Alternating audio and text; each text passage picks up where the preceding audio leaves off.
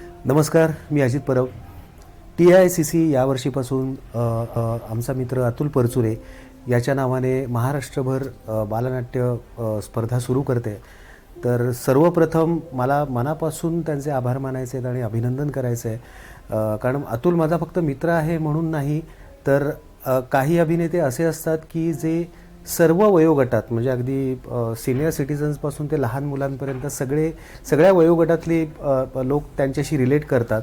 तर मला असं वाटतं अतुल अशा अभिनेत्यांपैकी एक होता आणि त्याच्या नावाने ही स्पर्धा सुरू होते, याचा विशेष आनंद आहे.